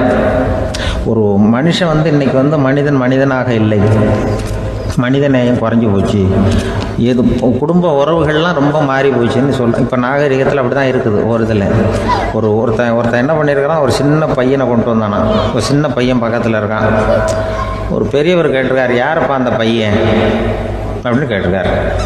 இவன் சொன்னான்னா, இந்த பையன் எனக்கு தூரத்து உறவுன்னு இருக்கான். சரி, தூரத்து உறவுன்னா எப்படி அப்படின்னு கேட்டிருக்கான். இந்த பையன் எங்கள் அப்பாவுக்கு 8வது புள்ள அப்படின்னானா. கூட பிறந்தவனே அவ்வளோ தூரமாக போயிட்டான், 8வதாக பிறந்தான். அப்படி இருக்கு குடும்ப உறவுகள்ங்கிறது. மனுஷனுக்கு வேல்யூ விஞ்ஞானம் எப்படி போட்டிருக்குன்னா, ஒரு மனித உடம்புல இருக்கிற கால்சியத்தை மட்டும் தனியாக எடுத்தால் ஒரு சின்ன ரூமுக்கு வெள்ளை அடிக்கலாமா. ஒரு மனுஷ உடம்புல இருக்கிற பாஸ்பரஸை மட்டும் தனியாக எடுத்தால் ஒரு 40 நெருப்பூச்சி தயார் பண்ணலாம். ஒரு மனுஷ உடம்புல இருக்கிற இந்த கொழுப்பு சத்தை மட்டும் தனியாக எடுத்தால் ஒரு 7 சோப்பு கட்டி தயார் பண்ணலாம். அது மாதிரி ஒரு மனுஷ உடம்புல இருக்கிற இரும்பு சத்தை மட்டும் தனியாக எடுத்தால் ஒரு 2 அங்குல ஆணி 2 செய்யலாம். இவ்வளவுக்கும் விலை போட்டால் 42 ரூபா 50 காசு. இதுதான் மனுஷனுக்கு விஞ்ஞானம் போட்டிருக்கிற விலை. அது எப்போ அது ஒசரும்னா, அவன் மனுஷனாக இருக்கிற வரைக்கும் இருக்கிறப்ப தான். அதுவும் செத்து போனால் அதுவும் கிடையாது, செத்து போனால் அதுவும் குறைஞ்சிரும். மிருகங்களுக்கெல்லாம் அப்படி இல்லை, செத்ததுக்கு அப்புறம் விலை கூடும். அங்கெல்லாம் எல்லா ஊர்லேயும் பார்த்தீங்கன்னா உயிர் கோழி 50 ரூபா, உரிச்ச கோழி 60 ரூபான்னு போட்டிருக்கோம். செத்ததுக்கு அப்புறம் 10 ரூபா அதிகம். மனுஷன் நீ உயிர் மனுஷன் 42 ரூபா 50 காசு, செத்ததுக்கு அப்புறம் 52 ரூபான்னா நீயே வச்சுக்கிடாது, எனக்கு இது கண்டு போட்டு. அவன் எப்போ அவனுக்கு வேல்யூ கூடும்னா, மனிதனாக வாழும்பொழுது தான் வேல்யூ கூடும். குடும்பத்தில் அந்த அந்த பாசத்தோடு வாழணும்னு கடவுள்கிட்ட கேட்டு சொன்னாங்களே, அதுதான். இந்த சமூகங்கிறதும் ஒரு பெரிய குடும்பம் தான். அதனால தான் இந்த நாட்டுக்கு உள்ள பெருமையை எல்லாரும் ஒற்றுமையாக இருந்தால் எதையும் சாதிக்கலாம்ங்கிறது தான் இந்த நாட்டுக்கு உள்ள பெருமை அப்படி நிரூபித்தோம். அதனால் சமூகங்கிறதும் ஒரு குடும்பம் மாதிரி இருக்கிறது தான் பெருசு. இப்போ சில இதெல்லாம் இப்போ ஜாதி மத வேறுபாடெல்லாம் நம்முடைய முன்னேற்றத்தை தடுக்கும். விலங்குகள் நம்மளோட மேலானது. அதான் ஒரு ஊரில் ஒரு சிவன் கோயில் இருந்து தான். சிவன் கோயிலில் அந்த புறாவெல்லாம் வளர்ந்துக்கிட்டு இருந்திருக்கு. அந்த மாடத்தில், சிவன் கோயில் மாடத்தில் புறாவெல்லாம் கூடியிருந்திருக்கு. உடனே அதுக்கு கும்பாபிஷேகம் பண்ணுறதுக்காக ஊரில் திட்டம் போட்டாங்க. சிவன் கோயிலுக்கு வெள்ளடிக்க ஆரம்பித்தாங்க. வர்ணம் பூச ஆரம்பிச்சதும் அதுக்கு சாரம் கட்டுவாங்கல்ல, அந்த குச்சியெல்லாம் வச்சு சாரம் கட்டுவாங்க. உடனே இந்த புறாவெல்லாம் என்ன பண்ணிச்சான், இனிமேல் நம்ம இங்கே வெள்ளடிக்கிறாங்க, கும்பாபிஷேகம் வருது, நம்ம இங்கே குடியிருக்க முடியாது, எதிர்த்தாப்புல எங்கே போகலான்னு பார்த்துருக்கு. இந்த உயரம் கோபுரத்தில் இருந்த புறாவெல்லாம் எதிர்த்தாப்புல ஒரு மாதா கோயில் இருந்திருக்கு, சர்ச்சு. அங்கே சில மாடங்களில் புறாவெல்லாம் இருக்குது, சில மாடம் இருக்குது. உடனே நம்மளாம் அங்கே போயிடும் கொஞ்சம் காலத்துக்குன்னு எல்லாம் புறப்பட்டு இந்த மாதா கோயிலுக்கு போயிடுது. அங்கே போனால் அங்கே இருக்கிற புறாவோடு சேர்ந்து இதுவும் குடியிருந்துட்டு இருக்கு. கொஞ்ச நாள் என்னாச்சு, அங்கே கிறிஸ்மஸ் வந்துட்டுது. கிறிஸ்மஸ் வந்ததும் சரி இங்கேயும் வெள்ளடிக்க ஆரம்பிக்கிறாங்க. நம்ம மறுபடியும் எங்கடா போகிறதுன்னு பார்த்தா அங்கே இருக்கிற புறாவோட சேர்ந்து இதுவும் சேர்ந்து நேராக ஒரு பள்ளிவாசல் இருந்தது. எதுக்கு அங்கே இருக்கிற மாடத்தில் போய் அங்கே குடியேறிட்டுது எல்லாம். அங்கே போனால் அங்கே ரமலான் மாதம் ரம்ஜானுக்காக அதையும் புதுப்பிக்க ஆரம்பித்தாங்க. இது என்ன பண்ணுறதுன்னு சொல்லி இந்த 3 செட்டு புறாவும் சேர்ந்து என்ன பண்ணிச்சு, எங்கே போகலான்னு பார்த்தா மறுபடியும் அதுக்குள்ளே இந்த சிவன் கோயிலில் கும்பாபிஷேகம் முடிஞ்சு போச்சான். முடிஞ்சிருக்கு, அங்கே போடுவோம் எல்லாருன்னு சொல்லி எல்லா புறாவும் அந்த சிவன் கோயிலுக்கு வந்துட்டுது. அங்கே போய் மாடத்தில் அதை குடியிருந்துட்டுது. அப்போ திடீர்னு ஒரு நாள் பார்த்தா ஒரே கலவரம் பூமியில் எல்லாம் ஒருத்தன் அருவாளை தூக்கிட்டு நிற்கிறான், குச்சி எடுத்து ஒருத்தனை சுட்டுக்கிறான். ஒரே கலவரம், சத்தம், ஒரே மத கலவரம் வந்துட்டுது ஊரில். அப்போது புறாவெல்லாம் மாடத்தில் இருந்துக்கிட்டு ஒரு குஞ்சு புறா அவங்க அம்மாட்ட கேட்டுதான், இது என்ன இந்த மனுஷனுக்கு என்ன ஆச்சு, இந்த மனுஷனுக்கு என்னாச்சு, அவன் கத்தியை தூக்கிட்டு நிற்கிறானே அப்படின்னு கேட்டுதான். ஒரு குஞ்சு புறா அவங்க அம்மாட்ட கேட்டுதான். அம்மா புறா. இப்போ அம்மா அந்த புறா சொல்லிச்சான், மனுஷனுக்கு இப்போ மதம் பிடிச்சிருக்கு, அதான் கத்தியை தூக்கிட்டு நிற்கிறான் அப்படின்ருக்கு. இப்போ நமக்கெல்லாம் பிடிக்கலையே அப்படின்னு தான். அப்போ அந்த புறா சொல்லிச்சான், அந்த பாருமா, நாம் இந்த சிவன் கோயிலில் இருந்தாலும் நமக்கு புறான்னு தான் பேர், இந்த மாதா கோயிலுக்கு போனாலும் நமக்கு புறான்னு தான் பேர், பள்ளிவாசலுக்கு போனாலும் நமக்கு புறான்னு தான் பேர். அந்த மனுஷன் அப்படி இல்லை. அவன் இங்கே இருக்கிற வரைக்கும் இந்துன்னு சொல்லுவான், அங்கே மாதா கோயில் இருந்தான்னா கிறிஸ்தவன்னு சொல்லுவான், பள்ளிவாசலில் இருந்தான்னா முஸ்லீம்னு சொல்லுவான். அப்போ இப்போ குஞ்சு புறா அது என்ன இப்படி பண்ணுறாங்க மனுஷங்க, இப்போ அவங்கள விட நம்ம வசதி போல் இருக்க, நம்ம தேவலாம் போல் இருக்க அப்படின்னு தான் அந்த குஞ்சு புறா. அப்போ அந்த தாய் புறா சொல்லிச்சான், உண்மைதான், அதனால தான் நம்ம மேலான இடத்துல இருக்கிறோம், அவன் கீழே நிற்கிறான் என்னமோ அப்படின்னு சொல்லிச்சான். இதுதான் அந்த குடும்பம்ங்கிறது, சமுதாயம்ங்கிறது ஒரு பெரிய குடும்பம். அது இந்த புறாகிட்டேருந்து மனுஷன் கற்றுக்க வேண்டியிருக்கு. அப்படி இருக்குது இன்றைக்கி மனுஷனுடைய நிலைமை. அதை புரிஞ்சுக்கணும். அப்படி தான் ஒவ்வொரு இதுலேயும் நாம் நடந்து கொள்ள வேண்டியிருக்குது. மிருகங்கள்டேருந்து கற்றுக்கிற வாய்ப்பெல்லாம் இருக்குது. அப்படி சொல்லுவாங்க, குடும்பத்தில் அப்படிலாம் இருந்து சமாளிக்கிறாங்க. குடும்பத்தில் ஒருத்தர் அனுசரிப்பு தன்மைங்கிறது ரொம்ப அவசியம். கணவன் மனைவின்னா அனுசரித்து போகணும்னு சொல்லுவாங்க. அதாவது ஒரு கணவன் அதுக்காக தான் அந்த காலத்துலலாம் ஒரு வீட்டுக்கு மாப்பிள்ளை தேடுறதுங்கிறது ஒரு பெரிய குடும்பத்தை நிர்வகிக்கிற அளவுக்கு ஒரு கணவனாக வரக்கூடிய எப்படி இருக்கணும் அப்படின்னா, அந்த காலத்தில் புலி வேட்டைக்கு போகணும். ஒரு பொண்ணுக்கு மாப்பிள்ளை தேடுறதுன்னா நம்ம தமிழ் பழக்கம் என்னென்னா, காட்டுக்கு போய் ஒரு புலியை வேட்டையாடிட்டு வரணும். அந்த புலி பல்லு அல்லது நகத்தை கொண்டுட்டு வரணும் அந்த இளைஞன். அதை வீட்டில் கொடுப்பான். அதை தான் கட்டி அதை இதாக கட்டுவாங்க, மாலையாக போடுவாங்க, தாலியாக கட்டுவாங்க. அதாவது வீரம் இருக்கா பையனுக்குன்னு பார்ப்பாங்க. ஒரு பொண்ணு வேணும்னா நீ முதல்ல வீட்டுக்கு பொண்ணு கேட்க போகக்கூடாது, காட்டுக்கு போகணும், போய் புலியை கொண்டு வா, அதுக்கப்புறம் தான் உனக்கு பொண்ணு அப்படின்னு சொல்லுவாங்க. இப்போலாம் ஏன் போகிறது இல்லைன்னா, இப்போலாம் ஒருத்தனை காட்டுக்கு போய் புலிப்பல் கொண்டு வரனா புலி தான் மாப்பிள்ளையாக வரும். அதனால தான் இப்போ போகிறதில்ல யாரும் காட்டுக்கு. அப்போ பெண்களும் ரொம்ப வீரமாக இருந்தாங்க. பெண்கள் மூலம் அந்த காலத்தில் எப்படின்னா, முறத்தாலேயே புலியை துரத்துவாங்களாம். நம்ம பழைய பாட்டிலெல்லாம் பார்த்துருப்பீங்க, முறத்தால் புலியை விரட்டினாங்கன்னு வரும் பழைய பாட்டு. அந்த அளவுக்கு பெண்களுக்கு வீரம். இப்போ கல்யாணம் ஆகி இந்த காலத்தில் ஒரு கணவனை விரட்டிட்டு வந்தாங்களாம் முறத்தை எடுத்துக்கிட்டு ஒரு மனைவி. அவன் பயந்துட்டு வெளில ஓடி வரான். பின்னாடி முறத்தை எடுத்துகிட்டு அந்த அம்மா ஓடி வருது. இவனை தனியாக பிடிச்சி கொண்டு போய், என்னப்பா இந்த மனைவிட்டு இப்படி பயந்து ஓடி வரையே, முறத்தால் துரத்துறா இப்படி வரையே அப்படின்னு தான் அவன் அப்படியே தடுமாறிக்கிட்டு, அதெல்லாம் ஒன்றும் இல்லை, அவன் என்ன புலியாக நினைக்கிறா அப்படின்னு ஒரு பெருமையாக சொல்லிட்டானான். அந்த காலத்தில் புலியை தான் முறத்தால் விரட்டினாங்க, இப்போ புருஷனை விரட்டுறாங்க அப்படின்னு சொல்லி. அப்படி அந்த காலத்தில் வந்து கணவனுக்கு ஒரு குடும்பத்தை நிர்வகிக்கிற திறமை இருக்கா, உடல் வலிமை தான் முக்கியம். இப்போ கூட மதுரை பக்கத்தில் ஐயாவுக்கு தெரியும், அந்த இளவட்டக்கல்லுன்னு ஒரு ஊருக்கு ஊர் எல்லையில் கிடக்கும். ஊர் எல்லையில் ஒரு பெரிய கல் கிடக்கும். அந்த ஊருக்கு பொண்ணு கேட்க போகிறவங்க அந்த கல்லை தலைக்கு மேலே தூக்கி காட்டணும். அப்படியே தூக்கி தலைக்கு மேலே வசதி கீழே போடணும். அந்த வலு இருந்தால் தான் நீங்கள் அந்த ஊருக்குள்ளேயே போகலாம், பொண்ணு கேட்குறதுக்கு போகலாம். இல்லைன்னா நீ திரும்பி போக வேண்டியதான். அந்த வலிமை இருக்கா மாப்பிள்ளைன்னு பார்க்குறாங்க. இளவட்டக்கல்லுன்னு பேர். அப்போ என்ன பண்ணாங்கன்னா, ஒரு 1000 வருஷத்துக்கு முன்னாடி அந்த கல்லை தலைக்கு மேலே தூக்கி கீழே போடுவாங்களாம். ஒரு 500 வருஷத்துக்கு முன்னாடி அப்படி கொஞ்சம் தூரம் இடுப்பு அளவுக்கு தூக்கி கீழே போட்டுக்கிட்டு இருந்துருக்குறாங்க. அதுக்கப்புறம் ஒரு 100 வருஷத்துக்கு முன்னாடியெல்லாம் அப்படி முழங்கால அளவுக்கு அப்படி தூக்கி போட்டால் போகிறோம்னு வச்சுருந்தாங்களாம். இப்போ நான் அந்த ஊருக்கு என் கூட பழனிசாமின்னு ஒருத்தர் இருக்கார். அவர் போய், உனக்கு எப்படிப்பா இந்த ஊரில் கல்யாணம் ஆச்சு அப்படின்னா, இப்போலாம் நாங்கள் தொட்டு கும்பிட்டா போகிறோம், அதை அசைக்கிறது கூட இல்லை. அப்படி ஆகிட்டுது. ஒரு குடும்பத்தை கணவனாக வரப்போகிறவனுக்கான தகுதி அந்த காலத்தில் அப்படி இருந்துதான். அப்படி வந்து கணவன் வந்து தேர்ந்தெடுக்கிறது, குடும்ப தலைவனை தேர்ந்தெடுக்கிறது ஒரு பெரிய காரியம். ஒரு பெரிய செல்வந்தர் போட்டி வச்சாராம், ஒரு நீச்சல் குளம், அதில் யார் வேணாலும் குதித்து அந்த பக்கம் போய் கரையேறலாம். அந்த நீச்சல் குளத்தில் விஷப்பாம்புலாம் கிடக்குது. யார் துணிஞ்சி அந்த விஷப்பாம்பு இருக்கிற குளத்தில் குதித்து அந்த பக்கம் போய் கரையேறானோ அவனுக்கு ஒரு 100 ஏக்கர் நிலம் கொடுப்பேன். அது வேண்டான்னா ஒரு 1000 ஆடு கொடுப்பேன். அதுவும் வேண்டான்னா என் பொண்ணை கொடுப்பேன் அப்படின்னு போட்டி வச்சார். அதான் மாப்பிள்ளையை தேர்ந்தெடுக்கிறதுக்கு அவர் ஒரு வழி, நீச்சல் குளத்தில் குதிச்சு கரையேறணும். இப்போ அந்த ஊரில் இருக்கிற இளைஞர்கள்லாம் வந்து பார்க்குறாங்க அந்த குளத்தில் குதிக்கணும்னு. ஆனால் குளத்தில் வெறும் விஷப்பாம்புலாம் கிடக்கு. இது என்ன பண்ணுறதுன்னு பார்த்தா யாருமே குதிக்கிறதுக்கு தைரியம் வரல. திடீர்னு ஒருத்தன் துணிஞ்சு குதிச்சான்.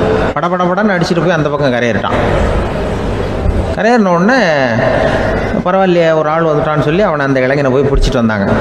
அந்த பெரியவர் கேட்டார், ஏப்பா இவ்வளவு பெரிய விஷப்பாம்பெல்லாம் கிடக்கிற நீச்சல் குளத்தில் நீ துணிஞ்சு குதித்து கரையேறி இருக்கிற, உனக்கு என்ன 1000 ஏக்கர் நிலம் கொடுத்துருவா, 100 ஏக்கர் நிலம் கொடுக்குவா சொல்கிறபடி அப்படின்னா, வேண்டாம் சார்ன்றான். ஓஹோ அப்படின்னா ஒரு 1000 ஆடு வேணுமா உனக்கு அப்படின்னா, அதுவும் வேண்டாம் சார். ஓ அப்படின்னா என் பொண்ணு வேணுமா அப்படின்னா, அதுவும் வேண்டாம் சாருங்கிறான். அப்புறம் எதுக்குடா குதிச்சுன்ட்டு, என்ன உனக்கு என்ன தான் வேணும் அப்படின்னு கேட்டிருக்காரு. என்னை எவன் பிடிச்சி தள்ளி விட்டவன்னு தெரியணும் அப்படின்றான். அதுக்காக அவன் பார்த்துருக்கான். அப்படி இருந்தால் தான் துணிச்சல் வரும் இந்த காலத்தில். எதுக்கு இவ்வளவு சங்கடம்லாம் வச்சாங்கன்னா, ஒரு குடும்பத்துக்கு தலைவராக வர வேண்டிய ஒரு ஆள், கணவனாக இருக்க வேண்டியவனுக்கு துணிச்சல் இருக்கா, தைரியம் இருக்கா அப்படிங்கிறது பார்க்கறதுக்காக இப்படிப்பட்ட தேர்வு முறைகள்லாம் வச்சுருந்தாங்க அந்த காலத்துலலாம். இப்போலாம் கல்யாணம் பண்ணுறது ஆளுக்கு நேரில் பார்க்காமலே கூட கல்யாணம் நடக்குது இன்டர்நெட்டில். இப்போ சர்டிஃபிகேட் கேட்குறாங்க, நோய் நொடி இல்லாமல் இருக்காரா பாரு. காட்டுக்கெலாம் போக வேண்டாம், நேராக ஆஸ்பத்திரிக்கு போய் ஒரு சர்டிஃபிகேட் வாங்கிட்டு வா, உனக்கு ஒன்றும் வியாதி இல்லைன்னு ப்ரூவ் பண்ணு, அதுக்கப்புறம் பார்த்துக்கலாம், மற்றதை பேசுவோம் அப்படின்னு சொல்லி அப்படி இருக்குது நிலைமை. அதனால் குடும்பத்தில் வந்து அந்த கணவனாக இருக்கிற வேண்டியவனுக்கு பொறுப்பு அதிகம். ஏன்னா எல்லாத்தையும் அனுசரித்து போக வேண்டியதாக வந்தான்.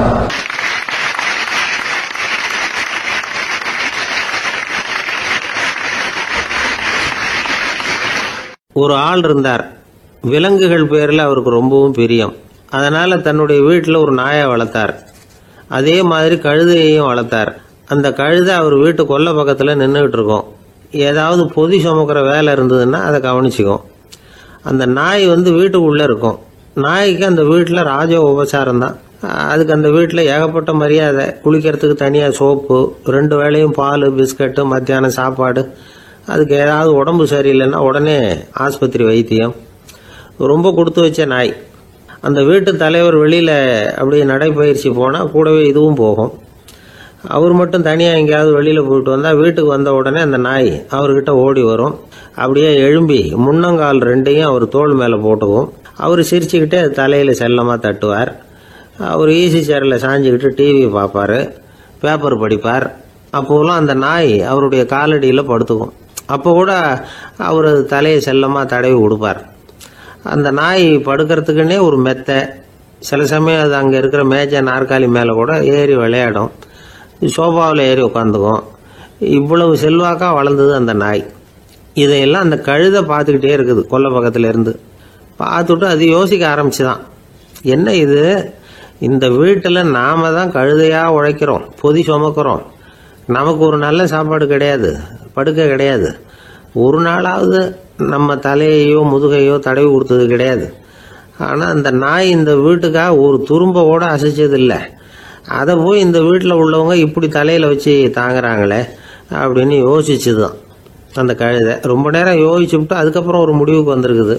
சரி, இனிமேல் நாமளும் அந்த நாய் மாதிரியே நடந்து பார்ப்போம், அது மாதிரியே பிஹேவ் பண்ணுவோம், அப்போவாவது நமக்கும் அந்த மரியாதை கிடைக்குதா பார்க்கலாம் அப்படின்னு ஒரு திட்டம் போட்டுது மனசுக்குள்ள. உடனே அந்த திட்டத்தை செயல்படுத்தவும் ஆரம்பிச்சுது. அதாவது அந்த வீட்டில் அந்த நாய் என்னென்ன செய்யுதோ அதையெல்லாம் இதுவும் செய்ய ஆரம்பிச்சுட்டுது. அந்த வீட்டு எஜமான் எங்கேயோ வெளியில் சுற்றி விட்டு ரொம்ப அசந்து போய் வீட்டுக்கு திரும்பி வந்துகிட்டு இருந்தான். உடனே இந்த கழுதை என்ன பண்ணிச்சு தெரியுமா, அவங்ககிட்ட ஓடி போச்சு. ஓடி போய் அந்த நாய் என்ன பண்ணுமோ அது மாதிரியே பண்ணிச்சு. அதாவது அந்த ஆள் தோள் மேலே தன்னுடைய முன்னங்கால் ரெண்டையும் தூக்கி போட்டு விடுது. அந்த ஆள் பயந்து போயிட்டான். அவனுக்கு ஒன்றும் புரியல, இது ஏன் இப்படி பண்ணுதுன்னு கொஞ்சம் ஒதுங்கி நின்னான். இது அவனை சுற்றி சுற்றி வருது, நாய் மாதிரி வாழை ஆட்டிக்கிட்டே சுற்றி சுற்றி வருது கழுதை. அவன் கிடுகிடுன்னு வீட்டுக்குள்ளே ஓடினான். இதுவும் பின்னாடியே ஓடிச்சு. அங்கே போய் நாய் மாதிரியே மேஜை நாற்காலி மேலே ஏறி குதிச்சு விளையாட ஆரம்பிச்சுட்டுது. சோஃபாவில் ஏறி உட்காருது. மேஜையில் இருந்த சாமான்லாம் கீழே விழுந்து உடையுது. கழுதை மேஜை மேலே ஏறி குதிச்சா என்னத்துக்கு ஆகும்? அந்த ஆள் பார்த்தான், சரி இந்த கழுதைக்கு என்னமோ ஆயிட்டுது அப்படின்னு முடிவு பண்ணான். ஒரு நல்ல கயிறா பார்த்து கொண்டான்னா அது கால்லையும் கழுத்துலையும் கட்டினான். தரன்னு இழுத்துட்டு போனான். அடித்து கொல்லை பக்கத்தில் கட்டி போட்டுட்டான். அண்ணன் ஆகாரம் எதுவுமே கொடுக்கல, பட்டினி போட்டுட்டான். இப்போ அந்த கழுதை யோசனை பண்ணி பார்க்குதான், என்ன இது, நம்ம எஜமானுக்கு இன்னைக்கு என்ன ஆயிட்டுது இப்படி? அந்த நாய் பழகிறது மாதிரி தானே நாமளும் பழகணும். ஆனால் இந்த மனுஷன் நாயை அடிக்கலை, ஆனால் நம்மளை அடிக்கிறான். இப்படி கொண்டாந்து கட்டி போட்டானே, என்ன காரணமாக இருக்கும் அப்படின்னு யோசனை பண்ண ஆரம்பிச்சுட்டு தான் அந்த கழுதை. எதுக்கு இந்த கதைன்னா, இது மாதிரியே நாம கூட சில சமயம் யோசிக்கிறது உண்டாம். இயல்புலேருந்து மாறி நடக்க ஆரம்பிச்சிட்டோம்னா பல சமயங்களில் இப்படி யோசிக்கிறது மாதிரி தான் ஆயிடும். அதனால தான் ஒரு மனுஷன் எப்படி நடந்துக்கணுமோ அப்படி நடந்துக்கிட்டாதான் நமக்கு மரியாதை. வெறி நாய் கடிச்சுட்டா மனுஷன் அது மாதிரியே ஆயிடுறான் பார்த்தீங்களா, அவனோட இயல்பு மாறி போடுது. ஒருத்தனை பார்த்து இன்னொருத்தன் கேட்டானா, வெறி நாய் ஒன்று உன்னை கடிச்சுட்டா நீ என்ன பண்ணுவே அப்படின்னு கேட்டிருக்கான். நான் உடனே பேப்பரும் பேனாவும் கேட்பேன் நானா இவன். ஏன் உயில் எழுதுறதுக்கான்னு கேட்டிருக்கான் அவன். இல்லை, நான் யாரையெல்லாம் கடிக்கணும்னு ஒரு லிஸ்ட் தயார் பண்ணணும்ல, அதுக்காக அப்படின்னு நான்.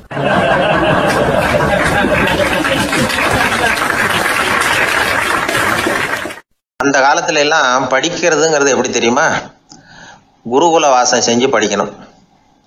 ஆசிரியருங்கிறவர் ஆசிரமத்தில் இருப்பார். அங்கே போய் அவருக்கு தொண்டுகள் செய்யணும். துணிகள்லாம் துவைச்சி போடணும். தூங்கும்போது காலை பிடிச்சி விடணும். புழுக்கமாக இருந்தால் விசிறி மட்டை எடுத்து விசிறணும். அப்படியே அப்பப்போ அவர் சொல்லிக் கொடுக்குற பாடத்தையும் கற்றுக்கணும். அவர் சொல்லிக் கொடுக்குற பாடங்களை ஓலைச்சுவடிகளில் எழுதிக்கணும். இதுதான் குருகுல வாசம்ங்கிறது. இப்போ மாதிரிலாம் கிடையாது. ஆக குருகுல வாசம்ங்கிறது மனசையும் பண்படுத்தும், அறிவையும் பண்படுத்தும். அப்படி ஒரு பயிற்சி அது. அந்த காலத்தில் பஞ்சபாண்டவர்கள் ஒரு குருகுலத்தில் படிக்க போனாங்களாம். ஏற்கனவே அங்கே ஒரு 15 பேர் இருந்திருக்கிறாங்க. இவங்களையும் சேர்த்து மொத்தம் 20 பேர். எல்லாரும் ரொம்ப ஆர்வத்தோடு அங்கே தங்கி படிச்சுக்கிட்டு இருக்கிறாங்க. 2 வருஷம் ஓடி போச்சு. எல்லாரும் ஊருக்கு திரும்ப வேண்டிய நேரம். ஆசிரியர் ஒவ்வொருத்தராக கூப்பிட்டார். இது வரைக்கும் என்ன கற்றுக்கிட்ட அப்படின்னு கேட்டார். அவங்க தாங்கள் எழுதி வச்சிருந்ததை சொன்னாங்க, கற்றுக்கிட்டதை சொன்னாங்க. அங்கே படிக்க வந்தவங்க எல்லாருமே புத்திசாலிகள். அது மட்டும் இல்லை, பல பேர் அரச குடும்பத்தை சேர்ந்தவங்க, இளவரசர்களாக வேற இருக்கிறவங்க. அதனால அவங்ககிட்ட அபாரமான கல்வி அறிவை எதிர்பார்த்தார். ஒருத்தன் வந்தான், தான் எழுதி வச்சிருந்த சரித்திர பாடம் பூராவையும் படித்து காட்டினான். இன்னொருத்தன் வந்தான், தான் எழுதி வச்சிருந்த பூகோள பாடம் பூராவையும் படித்து காட்டினான். இப்படி ஒவ்வொருத்தராக அவங்க படித்தது என்னங்கிறத படித்து காட்டிவிட்டு போனாங்க. கடைசியாக தர்மர் வந்தார். பேசாமல் நிற்கிறார். தன் கையில் இருந்த ஓலைச்சுவடி கேட்டால் அவர் பிரிக்கவே இல்லை. ஆசிரியர் இவர்கிட்ட தான் அதிகமாக எதிர்பார்த்தார். ஆனால் இவரும் பேசாமல் நின்றுட்டு இருக்கிறார். நீ என்ன கற்றுக்கிட்ட சொல்லு, ஓலைச்சுவடியை பிரித்து படினார் அந்த முனிவர். தர்மர் அசையவே இல்லை. மெதுவாக சொன்னார், ஐயா, நான் கற்றுக்கிட்டது ஒன்றே ஒன்று தான். அதுதான் வாழ்க்கையில் எனக்கு ரொம்ப முக்கியமான பாடமாக அமையும் அப்படின்னார். என்னது, என்கிட்ட 2 வருஷ காலமாக படிச்சு விட்டு கடைசியில் கற்றுக்கிட்டது ஒன்று தானா அப்படின்னார் முனிவர். அவருக்கு ஒன்றும் புரியல. மற்ற மாணவர்களை விட இவர் பண்புகளில் உயர்ந்தவர், அறிவில் சிறந்தவர், வயசில் முதிர்ந்தவர். இவரே இப்படி சொன்னால் மற்றவங்க நிலைமை என்னத்துக்கு ஆறுது, அவங்க ரொம்பவும் கெட்டு போயிடுவாங்களே அப்படின்னு அவர் யோசனை பண்ணார். தர்மா, நல்லா யோசனை பண்ணி பதில் சொல்லு. 2 வருஷமா நீ கற்றுக்கிட்டது என்ன அப்படின்னு தானே நான் கேட்குறேன், அதை கொஞ்சம் யோசனை பண்ணி சொல்லுன்னார் முனிவர் கொஞ்சம் கோபமா. தர்மர் முகத்தில் எந்த மாறுதலுமே இல்லை. இல்லையா, 2 வருஷமா நான் கற்றுக்கிட்ட முக்கியமான பாடம் ஒன்று தான்னார். இப்போ அந்த முனிவருக்கு கோபம் அதிகமாக வந்துடுச்சு. ஏன்பா, உனக்கு வெக்கமா இல்லையா? உன்னை விட வயசில் குறைஞ்சவங்க எவ்வளவு பாடம் கற்றுக்கிட்டு இருக்கிறாங்க, எவ்வளவு விரிவாக அவங்க படித்து காட்டினாங்க.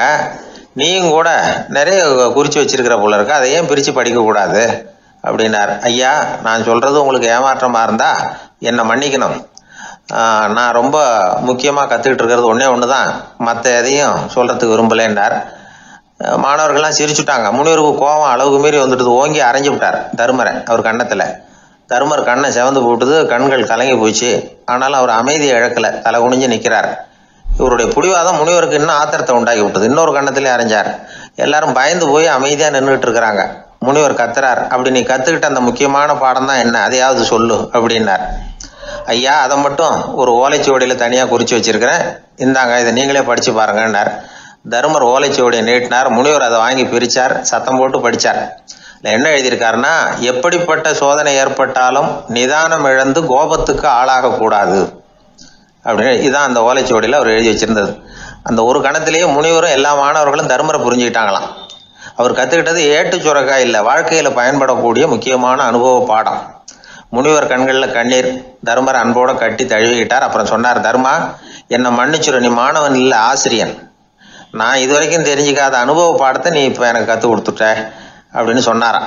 அதனால நிதானம் தவறக்கூடாதுங்கிறது ரொம்ப முக்கியமான ஒரு செய்தி. ஒரு ஆசிரியர் மாணவனை ஒரு கண்ணத்தில் ஓங்கி அரைஞ்சுட்டார். இவன் நிதானம் தவறல, அமைதியாக நின்றுக்கிட்டு இருந்தான். அவர் ஒரு தடவை அரைஞ்சதும் எப்படி உன்னால நிதானம் தவறாமல் இருக்க முடிஞ்சுது அப்படின்னு கேட்டாங்க நண்பர்கள். அவன் சொன்னான், நான் நிதானம் தவறி இருந்தா எங்கள் வாத்தியார் இன்னொரு கண்ணத்துலேயும் அரைஞ்சிருப்பார், அது அதை விட பலமாக இருக்கும், அதனால தான் நான் அப்படி இருந்தேன் அப்படின்னு நானான். ஆக நாம தெரிந்து கொள்ள வேண்டியது, வாழ்க்கையில நிதானம் தவறாமல் இருக்க வேண்டும். அதுதான் வெற்றியின் ரகசியம்.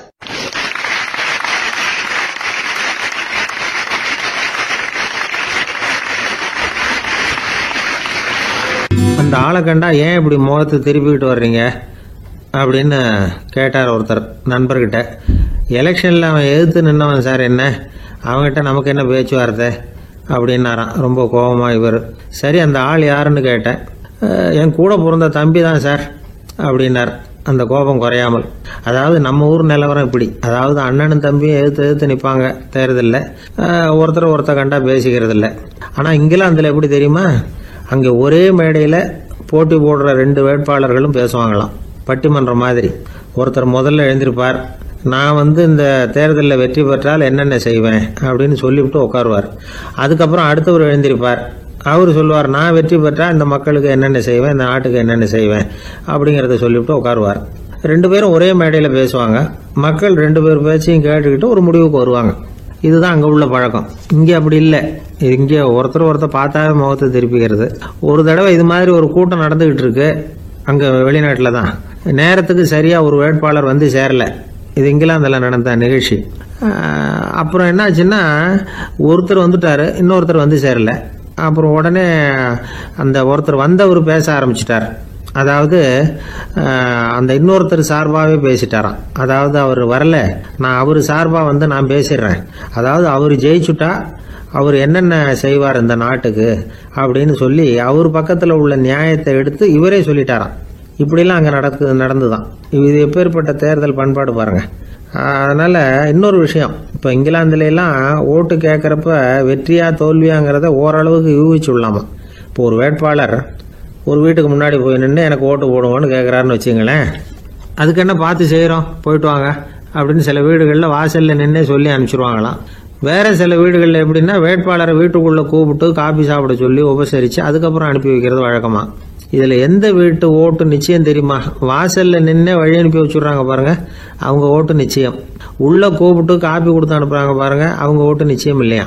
சரி, அப்புறம் ஏன் அந்த உபசரிப்பு அப்படின்னு கேட்டால் அதுக்கு ஒரு காரணத்தை சொல்கிறாங்க. அதாவது அது ஒரு அனுதாபத்தை தெரிவிக்கிற முறையா. ஐயோ பாவம், நாம் இவருக்கு ஓட்டு தான் போட போகிறதில்ல, எதையாவது செய்வோம், காப்பியாவது சாப்பிட்டு போகட்டும் அப்படிங்கிற எண்ணமா. இப்படி அந்த ஒரு பழக்கம். ஆக அந்த ஊரில் நிறைய காப்பி சாப்பிடணும்னு ஒருத்தர் ஆசைப்பட்டால் தேர்தலில் தோற்று போகிறதுக்கு தயாராக இருக்கணும்.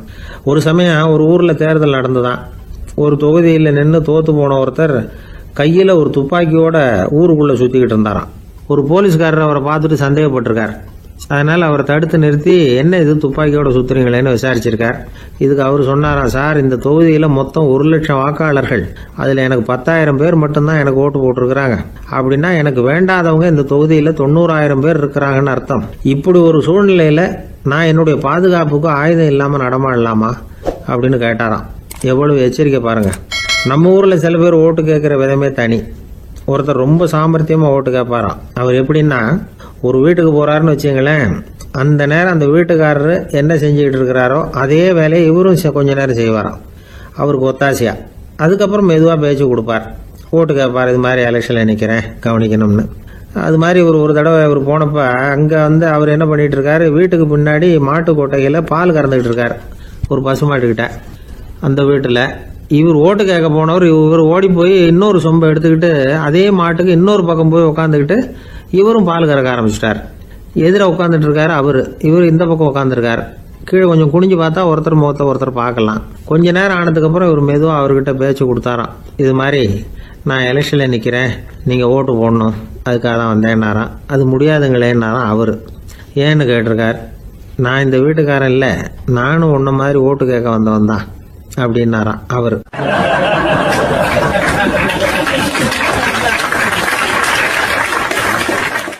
எதிர்காலத்தை நினைச்சா எனக்கு ரொம்ப பயமா இருக்கு சார் அப்படின்னு சொல்றவங்க நிறைய பேர் இருக்கிறாங்க. அதாவது பயப்படாத மனிதர்கள்னு யாருமே கிடையாது. ஒவ்வொருத்தருக்கும் ஒவ்வொரு விதமான பயம் இருந்தாலும் ஒட்டுமொத்தமா பாக்குறப்போ மனிதனுக்கு 6 விதமான பய உணர்வுகள் வரலாம் அப்படின்னு பெரியவங்க சொல்றாங்க. எல்லா விதமான பயமும் இந்த 6 வகைக்குள்ள அடக்கம். அந்த 6 வகை பயமும் 6 எதிரிகள் மாதிரியாம். 6 எதிரிகளையும் புரிஞ்சுக்கிட்டோம்னா போதும், வாழ்க்கையில சுலபமா வெற்றி அடைய முடியும். சரி, அந்த 6 வகை பயம் என்னென்ன அப்படின்னு பார்ப்போம்.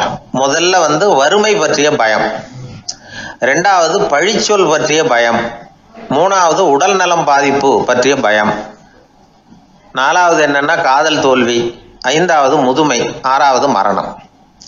அதாவது பயப்படுறதுங்கிறது ஒரு மனநிலை தான். இந்த மனநிலையை கட்டுப்படுத்த முடியும், திசை திருப்ப முடியும். சரி, இந்த பயங்களின் அறிகுறிகள் எப்படி இருக்கும்? வறுமை பற்றிய பயம் அப்படின்னு முதல்ல சொன்னோம் இல்லையா, அந்த பயத்தின் அறிகுறிகளை தெரிஞ்சுக்குவோம்.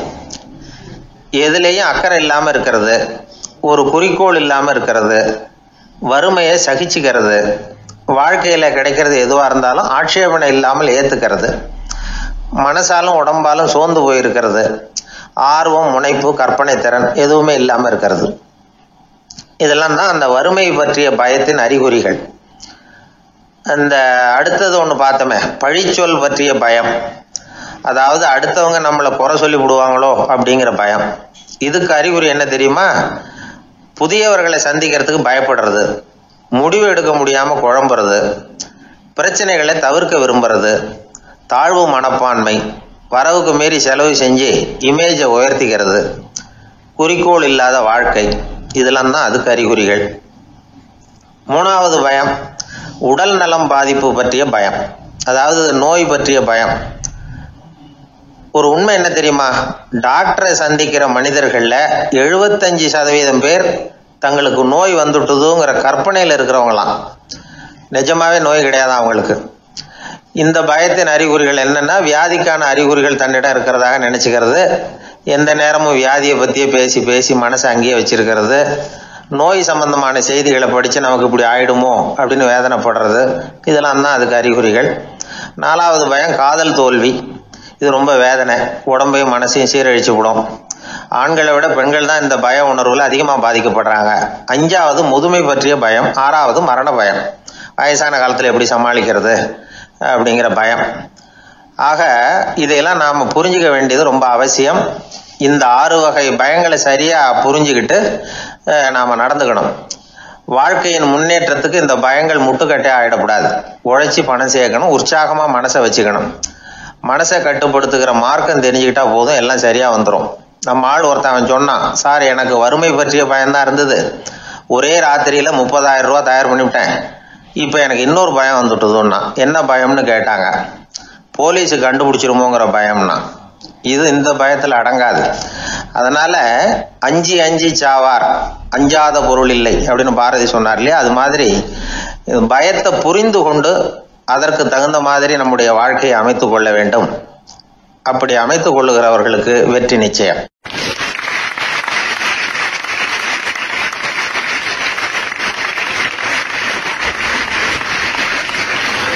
ஆயிரத்தி 1816 வருஷம் செப்டம்பர் மாதம் 11ஆம் தேதி பிரான்ஸ் தேசத்தில் உள்ள ஒரு மருத்துவமனை.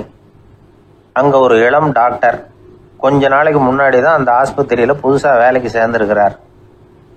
அவர் பேர் ரெனே லெனக். அவர் அன்னைக்கு காலையில் அந்த மருத்துவமனையில் அப்படியே ரவுண்ட்ஸ் வந்துக்கிட்டு இருக்கிறார். வார்டில் ஒரு படுக்கையில் ஒரு இளம் பெண் படுத்திருக்கிறார். அந்த பொண்ணுக்கு இருதய நோயாக இருக்கலாம்ங்கிறது மற்ற டாக்டர்கள் சந்தேகம். அந்த காலத்துல எல்லாம் ஒருத்தருடைய இருதய துடிப்பை தெரிஞ்சுக்கணும்னா நோயாளியின் மார்பில் டாக்டர் காதை வச்சு பார்த்து தான் தெரிஞ்சுக்கிறது வழக்கம். ஆனால் இந்த பெண்ணும் இளம் பெண், அந்த டாக்டரும் புதுசாக சேர்ந்துருக்கிறவர்.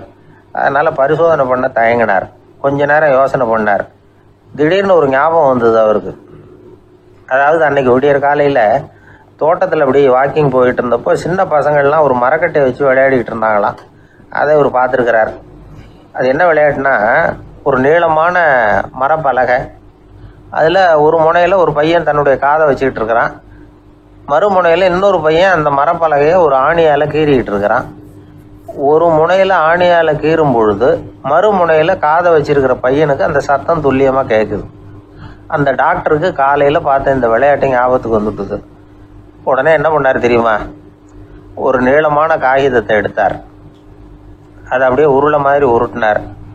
ஒரு முனையை அந்த நோயாளியின் மார்பில் இடது பக்கம் வச்சார், இன்னொரு முனையில் தன்னுடைய காதை வச்சார். என்ன ஆச்சரியம்! நோயாளியின் மார்பில் நேரடியாக காதை வச்சு கேட்கறத விட துல்லியமாக கேட்டது இதய துடிப்பு. இதய துடிப்பு மட்டும் இல்லை, மூச்சு இழுத்து விடுறது, திரவ பொருள்களின் அசைவு, எல்லா சத்தமும் தெளிவாக கேட்குது. கிரேக்க மொழியில் ஸ்டெத்தாஸ் அப்படின்னா மார்பு, ஸ்கோப்பின் அப்படின்னா பார்ப்பதுன்னு அர்த்தம். அதனால் டாக்டர் ரெனே லெனக் தான் கண்டுபிடிச்ச கருவிக்கு ஸ்டெத்தஸ்கோப் அப்படின்னு பேர் வச்சார். அவரே முதல் மாடலையும் செஞ்சார். அளவு ரொம்ப பெருசாக இருந்தது, சுலபமாக எடுத்துகிட்டு போகிறது கஷ்டம், அது அவ்வளோ கஷ்டமாக இருந்தது அது.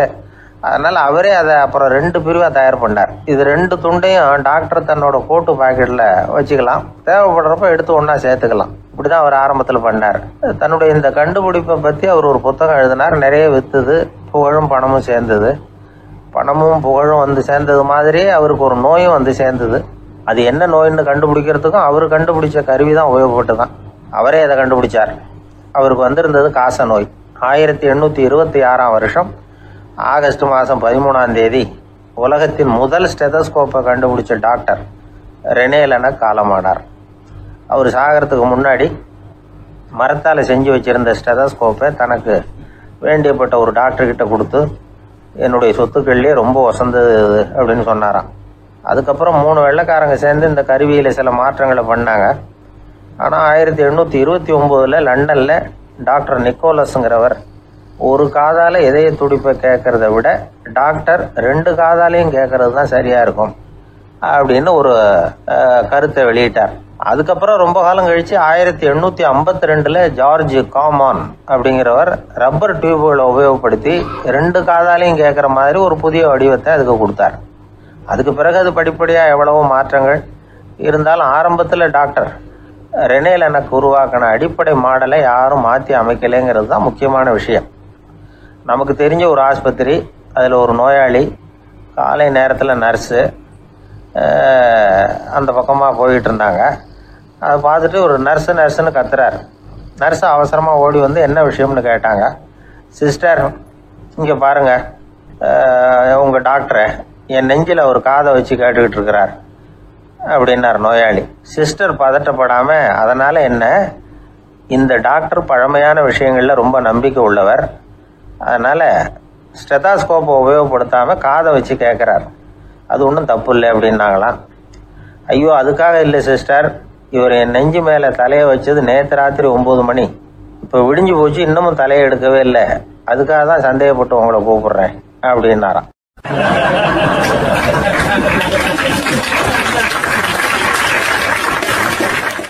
ஏங்க எங்கே போயிட்டு வரீங்க அப்படின்னு கேட்டேன். எனக்கு வேண்டப்பட்ட ஒருத்தரை பார்த்து. ஆஸ்பத்திரிக்குன்னார். எந்த ஆஸ்பத்திரிக்குன்னு? மாட்டு ஆஸ்பத்திரிக்குன்னார். என்ன விஷயம்னு?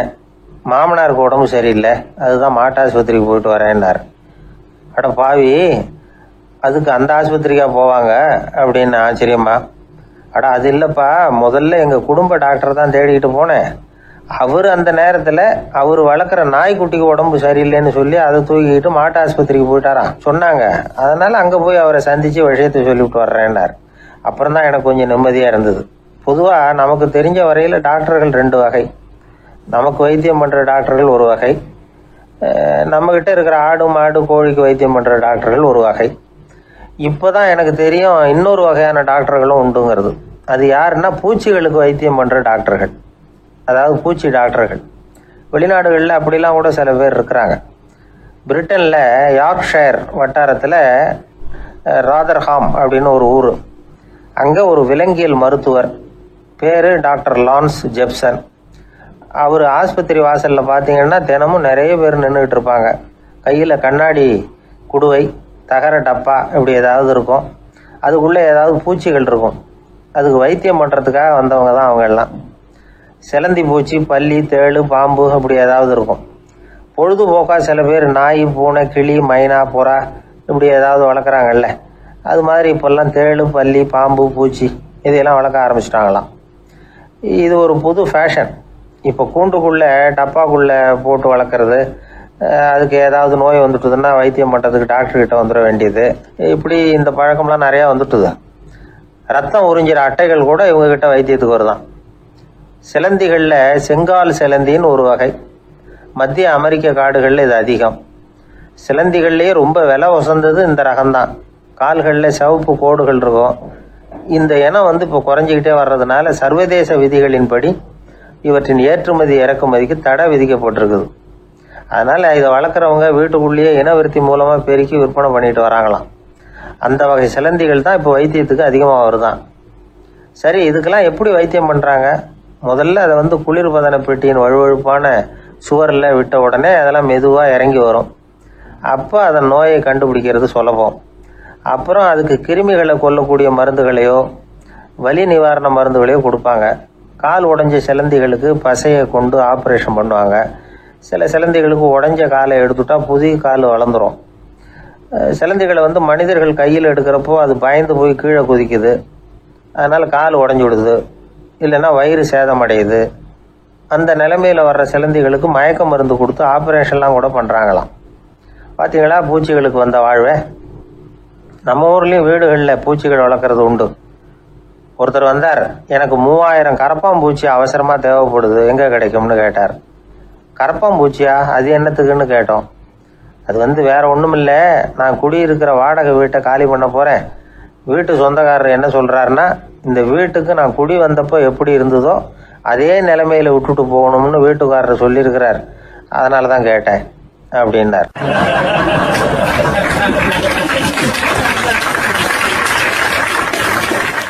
உலகத்தில் எது எதுக்கும் ஆராய்ச்சி கூடங்கள் இருக்குதுல்ல, அது மாதிரி தூக்கத்தை பற்றி ஆராய்ச்சி பண்ணுறதுக்கு ஒரு ஆராய்ச்சி கூடம் இருக்குது. அப்படி ஆராய்ச்சி பண்ணணும்னா அதுக்கு மூழ்கிக்கிட்டு இருக்கணும்ல, அதனால தான் அந்த ஆராய்ச்சி கூடம் இங்கே இல்லை. அமெரிக்காவில் பாஸ்டன் பல்கலைக்கழக மருத்துவமனையில் அது இருக்குது. அங்கே தூக்கத்தை பற்றி பலவிதமான ஆராய்ச்சிகள் பண்ணிகிட்டு இருக்கிறாங்க. அந்த ஆராய்ச்சி கூடத்தில் இயக்குனராக இருக்கிற ஒரு நிபுணர், அவர் என்ன சொல்கிறாரு தெரியுமா? உங்களுக்கு தூக்கம் வரலையா, நீங்கள் நல்லா தூங்குறதுக்கு தாராளமாக சில யோசனைகளை என்னால் சொல்ல முடியும் அப்படிங்கிறார். யோசனை தானே, காசா பணமா கேட்டு வச்சுக்கலாமே. உணவு, மனநிலை, தூங்கும் இடத்தோட சூழ்நிலை, படுக்கைக்கு செல்றப்போ உள்ள பழக்க வழக்கங்கள், இது காரணமாக ஒருத்தருக்கு தூக்கம் வராமல் போகலாம். தூக்கம் வராததுக்கு இதுதான் காரணம்னா அதையெல்லாம் சுலபமாக கட்டுப்படுத்தலாங்கிறார் அவர். தூக்கத்தை வரவழைக்கக்கூடிய ஒரு நல்ல மருந்து உடற்பயிற்சி. ஆனால் ஒன்று, படுக்க போகிற நேரத்தில் இது மாதிரி உடற்பயிற்சிகள் எல்லாம் செய்யக்கூடாது. கொஞ்சம் முன்னாடி பகல்லையே இந்த பயிற்சிகளை செய்கிறது நல்லது. தூக்கம் வராமல் அவதிப்படுறவங்க பிற்பகல் நேரங்களில் காஃபி, டீ இது மாதிரி பானங்களை சாப்பிடக்கூடாது. மது அருந்துறது கூட தூக்கத்தை பாதிக்கும். வெது வெதுப்பான நீரில் குளிக்கிறது, தியானத்தில் ஈடுபடுறது, ஓய்வாக இருக்கிறது, படுக்கிறது, அதாவது படுக்கிறதுக்கு முன்னாடி ஒரு கோவலை பால் சாப்பிட்றது, இதெல்லாம் தூக்கத்தை வரவழைக்கிறது ரொம்ப உதவியாக இருக்கும். இன்னொரு விஷயம் என்னென்னா, தூங்கி ஆகணுமேங்கிற கவலை வேண்டியதில்லை. அப்படி நினச்சி கவலைப்படுறதை விட்டுடணும். தூக்கம் வரலையா, உடனே படுக்கையை விட்டு எழுந்திரிக்க வேண்டியது. வெளியில் வாங்க, வேறு ஏதாவது வேலையில் ஈடுபடுங்க, கொஞ்சம் நேரம் உலாவுங்க, அல்லது ஏதாவது ஒரு புஸ்தகத்தை எடுத்து படிங்க. களைப்பு ஏற்பட்டால் மறுபடியும் படுக்கைக்கு போங்க. தூக்கம் தானாக வந்துடும். ஒரு விஷயத்தை மட்டும் நல்லா ஞாபகத்தில் வச்சுக்கணும். படுக்கைக்கு போகிறப்போ உங்கள் மற்ற எல்லா பிரச்சனைகளையும் மறந்துடணும். அது எப்படி சார் முடியும்? அந்த நேரம் தானே எல்லா பிரச்சனையும் வரிசையாக ஞாபகத்துக்கு வருது அப்படின்னு நாம் நினைக்கலாம். ஆனால் பழக்கத்தில் அதை நாம் மாற்றிக்க முடியும். கொஞ்சம் முயற்சி பண்ணணும், அவ்வளோதான். இது எல்லாமே ஆராய்ச்சி பண்ணி பார்த்துட்டு அந்த நிபுணர் சொல்கிற கருத்து தான். இன்னொரு விஷயமும் அவர் சொல்கிறார். அது என்னென்னா, உடல் கோளாறு காரணமாக தூக்கம் வராமல் அவதிப்படுறவங்களுக்கெல்லாம் இந்த யோசனைகள் சரியாக வராது அப்படிங்கிறார். அதுக்கெல்லாம் மருத்துவ சிகிச்சை கொடுத்து தான் சரி பண்ணணும். சில பேருக்கு நடு ராத்திரியில் மூச்சு திணறல் ஏற்பட்டு தூக்கம் வராமல் போயிடும். ஊரெல்லாம் தூங்குறப்ப தான் மட்டும் தூங்காமல் மூழ்கிட்டு இருக்கிறது, ஊரெல்லாம் மூழ்கிட்டு இருக்கிறப்போ தான் மட்டும் தூங்குறது, இது மாதிரி கோளாறுகளால் சில பேர் பாதிக்கப்படலாம். காலு தசை முறுக்கிக்கிறதுனால சில பேருக்கு அடிக்கடி விழிப்பு வரலாம். மன அழற்சி காரணமாக சில பேருக்கு தூக்கம் வராது.